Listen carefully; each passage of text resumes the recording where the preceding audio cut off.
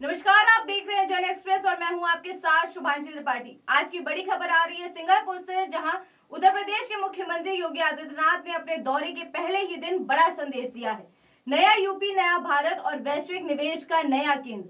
Singapore में प्रवासी भारतीयों को संबोधित करते हुए सीएम योगी ने यूपी की बदलती तस्वीर को दुनिया के सामने रखा। उन्होंने कहा कि अब उत्तर प्रदेश सिर्फ जनसंख्या वाला राज्य नहीं बल्कि संभावनाओं का पावर हाउस बन चुका है। सबसे ज्यादा चर्चा तब हुई जब उन्होंने ब्रह्मोस मिसाइल का जिक्र किया। सीएम योगी ने कहा कि ऑपरेशन सिंदूर में दागी हुई ब्रह्मोस मिसाइल लखनऊ से जुड़ी है और उसकी सटीकता ने दुश्मनों को हिलाकर रख दिया। सीएम योगी के इस बयान के बाद पूरा माहौल जय श्री राम के नारों से गूंज उठा। सीएम योगी ने कानून व्यवस्था पर भी बड़ा दावा किया। उन्होंने कहा 9 साल पहले बेटियां डरती थी, लेकिन आज यूपी में लड़कियां बिना डर के नाइट शिफ्ट में काम कर रही हैं। उन्होंने ये भी बताया कि यूपी में अब न कर्फ्यू है, न दंगा है, बल्कि सब चंगा है। अब बात करते हैं इस दौरे की सबसे बड़ी उपलब्धि की।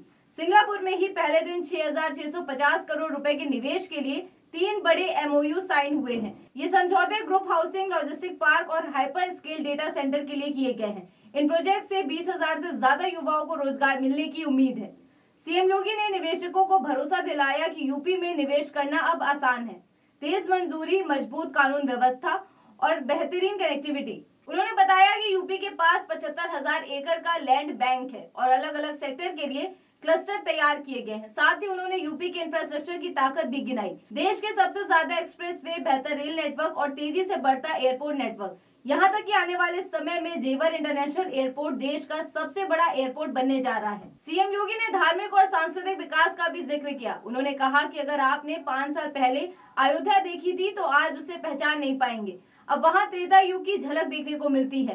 काशी, मथुरा, वृंदावन और प्रयागराज जैसे धार्मिक स्थलों को भी वैश्विक पहचान मिल रही है।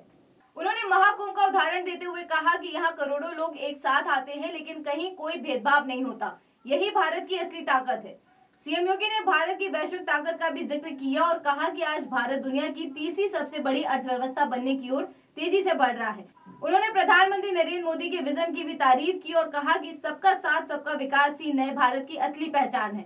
अपने संबोधन के अंत में उन्होंने हर हर महादेव के उद्घोष के साथ प्रवासी भारतीयों को यूपी में निवेश करने के लिए आमंत्रित किया। और अब आगे की योजना अनुसार सीएम योगी 3 दिन में 25 बड़ी कंपनियों के सीईओ से मुलाकात करेंगे और उसके बाद जापान का दौरा करेंगे।